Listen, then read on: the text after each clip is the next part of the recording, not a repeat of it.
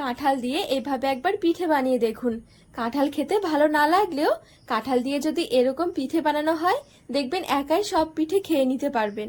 একদমই নরম তুলতুলে জালিদার পিঠে তৈরি হবে, আর পিঠে এত সুন্দর হবে দেখবেন দেখেই মন ভরে যাবে। বিশ্বাস হবে না, কাঁঠাল দিয়ে আর সামান্য কয়েকটা উপকরণে এত সুন্দর নরম তুলতুলে জালিদার পিঠে তৈরি হয়। এই পিঠে না বানিয়ে খেলে দেখবেন পুরো আফসোসই থেকে যাবে। নমস্কার বন্ধুরা, নতুন একটা পর্ব দেখার জন্য আপনাদের সকলকে স্বাগত জানাই। আজকে তৈরি করে দেখাবো ভীষণ মজার কাঁঠালের জালি পিঠে। এভাবে একবার কাঁঠাল থাকতে থাকতে এই পিঠেটা বানিয়ে খেয়ে দেখুন। বানানো যেমন সহজ, খেতেও ভীষণ ভালো লাগবে। তো চলুন, আশা করছি রেসিপিটি আপনাদের অনেক ভালো লাগবে। এখানে একটা বাটি নিয়েছি, বাটির মধ্যে নিয়ে নিচ্ছি 2 কাপ চালের গুঁড়ো। এখানে আমি ভেজা আতপ চালের গুঁড়োটা নিয়েছি, আপনাদের হাতের কাছে থাকা যে কোনো চালের গুঁড়ো নিতে পারেন। আর ঠিক এই কাপ মেপে নিয়ে নিচ্ছি 1 কাপ হালকা কুসুম গরম জল। জলটা ঠিক এরকম গরম হতে হবে যেন আঙ্গুলটা এভাবে ডুবিয়ে রাখা যায় কিছুক্ষণ। ঠিক এরকম গরম, খুব বেশি টাটকা গরম কিন্তু একদমই নয়। একটা হুইক্সের সাহায্যে এবারে একটু মিশিয়ে নেব।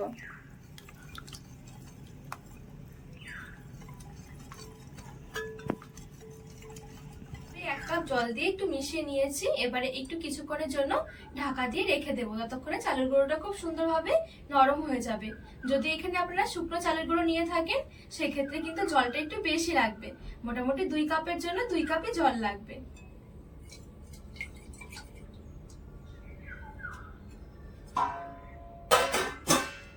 আর এদিকে দেখুন, আমি এখানে নিয়েছি কয়েক কোয়া কাঁঠাল। এবারে কাঁঠালের বীজগুলো একটু বের করে নেব।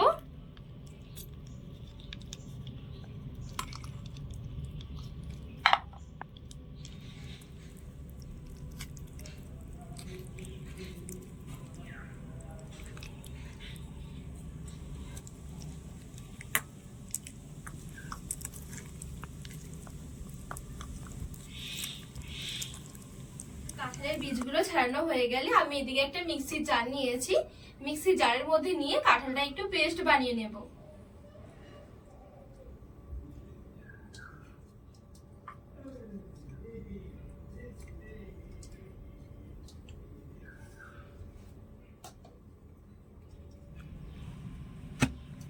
তো দেখুন, এখানে আমি খুব সুন্দরভাবে কাঁঠালটা পেস্ট বানিয়ে নিয়েছি। আর এদিকে যে আমি হালকা কুসুম গরম জল দিয়ে চালের গুঁড়োটা ভিজিয়ে রেখেছিলাম, মোটামুটি 2 থেকে 3 মিনিট মতন হয়ে গেছে। কাঁঠালটা পেস্ট করতে যতক্ষণ টাইম লেগেছে ঠিক ততক্ষণে আমি রেখেছি। চালের গুঁড়োর মধ্যে আমি কাঁঠালের পেস্টটা দিয়ে দেব। সাথে দিয়ে দিচ্ছি 1/2 কাপ ময়দা। ময়দার বদলে আটাও দিতে পারবেন। আর 1/2 কাপ দিয়ে দিচ্ছি চিনি। চিনিটা একটু বুঝে দিতে হবে, যেহেতু কাঁঠালটাও অনেকটা মিষ্টি রয়েছে। এবারে সবকিছু ভালো করে মিশিয়ে নেব।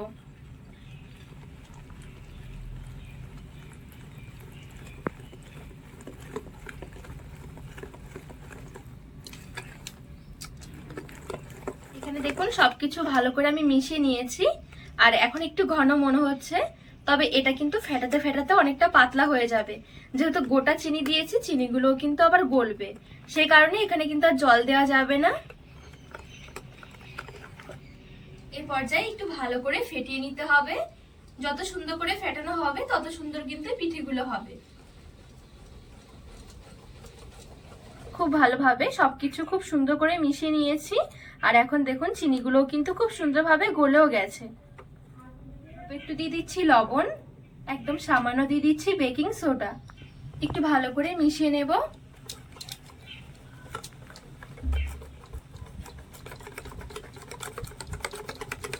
তো এখানে বেকিং সোডা আর লবণটা দিয়ে খুব ভালোভাবে মিশিয়ে নিয়েছি। বেকিং সোডা দেওয়া মাত্রই কিন্তু পিঠেগুলো বানিয়ে নিতে হবে, তারপরে রেস্টে রাখা যাবে না।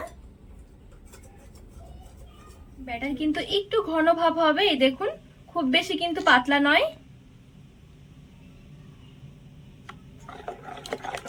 এবারে পিঠে ভাজার জন্য কড়াইয়ে অল্প একটু তেল দিয়ে দিচ্ছি। তেলটা চারিদিকে ছড়িয়ে একটু গরম করে নেব। এবারে এদিকে যে আমি পিঠের ব্যাটারটা তৈরি করে রেখেছি, এখান থেকে অল্প একটু ব্যাটার নিয়ে নিচ্ছি। এবারে তেলের মাঝখানে ব্যাটারটা আমি ছেড়ে দিচ্ছি।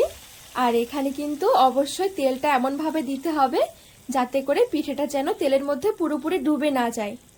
এই দেখুন, ঠিক কিছুক্ষণ অপেক্ষা করার পরে একটু চামচের সাহায্যে মাঝখানের দিকটাতে একটু তেল ছিটকে দিতে হবে। এই দেখুন, আর একদমই অল্প সময়ের মধ্যে পিঠেগুলো তৈরি হয়ে যাবে। তো এখানে দেখুন একটা পিঠে আমার তৈরি হয়ে গেছে। আজকের পিঠেগুলো কিন্তু ঠিক এরকম ভাবে তৈরি করে নিতে হবে, ভালোভাবে তেলটা ঝরিয়ে নিয়ে নামিয়ে নেব। সেম ভাবে আমি আরো একটা পিঠে তৈরি করে দেখাচ্ছি। মাঝখান দিয়ে ছেড়ে দিচ্ছি তেলের মধ্যে। অবশ্য করে তেল কিন্তু কম থাকতে হবে, তা না হলে কিন্তু পিঠেগুলো সুন্দর হবে না। কিছুক্ষণ অপেক্ষা করার পরে চামচের সাহায্যে এভাবে করে একটু তেল ছিটকে দিতে হবে। এই পিঠেটাকে অনেকে কিন্তু লাভা পিঠে বলে। তার কারণ হচ্ছে দেখুন মাঝখান দিক থেকে কিন্তু একটু লাভার মতন বেরিয়ে এসেছে, তার জন্য অনেকে লাভা পিঠে বলে। তো এই দেখুন তেল ছিটকে দিলে কিন্তু পিঠেটা খুব সুন্দরভাবে রেডি হয়ে যাবে। একদমই সময় লাগবে না এই পিঠে তৈরি করতে। তো এখানে দেখুন আরো একটা পিঠে তৈরি হয়ে গেছে। তেলটা কিন্তু অবশ্যই একটু ভালোভাবে ঝরিয়ে নিতে হবে, তা না হলে পিঠের মধ্যে তেল থেকে যাবে। প্রত্যেকবার পিঠে ভাজার সময় অল্প অল্প করে তেল অ্যাড করতে হবে, একদমই অল্প করে, মোটামুটি হাফ টেবিল চামচ করে। আর এই পিঠেগুলো কিন্তু কোনোভাবেই বেশি তেলে ভাজা যাবে না, অল্প তেলেই ভাজতে হবে।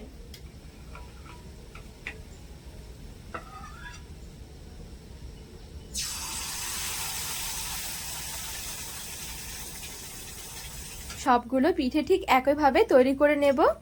আবারও অল্প অল্প করে এরকম একটু গরম তেল মাঝখান দিকে ছিটিয়ে দিচ্ছি, তাহলে দেখবেন খুব সুন্দরভাবে পিঠেগুলো তৈরি হয়ে যাবে। একদম ভিন্ন ধরনের একটা পিঠে, আর এই পিঠেগুলো খেতেও কিন্তু দারুণ লাগে। তো বলতে বলতে দেখুন এখানে কিন্তু এই পিঠেটাও খুব সুন্দরভাবে তৈরি হয়ে গেছে। একটা পিঠে তৈরি হতে জোর গেলে 1 মিনিটের থেকেও কিন্তু কম সময় লাগবে, এর বেশি একদমই সময় লাগবে না। এক এক সময় দেখা যায় এই পিঠে বানাতে গেলে কিছু পিঠে ঠিক এরকম হয়ে যায়, বিশেষ করে প্রথম দিকের। তো যদি এরকম হয়ে যায় তাহলে বুঝতে হবে যে পিঠের ব্যাটারে ময়দার পরিমাণটা আর ঘনত্বটা একটু বেশি রয়েছে, সেই কারণে কিন্তু পিঠেটা ঠিক এরকম হয়ে যাবে। তো অবশ্যই করে কিন্তু মেপে ব্যাটারটা তৈরি করবেন, তাহলে ঠিকঠাকভাবে পিঠে হবে। সবগুলো পিঠে বানিয়ে খুব সুন্দরভাবে প্লেটের মধ্যে তুলে সাজিয়ে নিয়েছি। আর এই পিঠেগুলো দেখতে যতটা সুন্দর, খেতে তার থেকে অনেক বেশি মজার। একবার হলেও বানিয়ে দেখবেন। কাঁঠাল ছাড়াও কিন্তু এই পিঠেটা বানানো যাবে, শুধুমাত্র কাঁঠালের পেস্টটা বাদ দিয়ে। খুব সুন্দর হয় পিঠেগুলো খেতে, একদমই নরম তুলতুলে জালিদার পিঠে তৈরি হবে। একটা খেয়ে দেখবেন এই পিঠে মন ভরবেই না। তার সাথে দেখবেন এই পিঠে একবার বানালে বারে বারে বানিয়ে খেতে ইচ্ছে হবে। একদমই সহজও তৈরি করা। বন্ধুরা, আজকে এই কাঁঠালের পিঠের রেসিপি আপনাদের কেমন লেগেছে অবশ্যই কিন্তু কমেন্ট করে জানাবেন।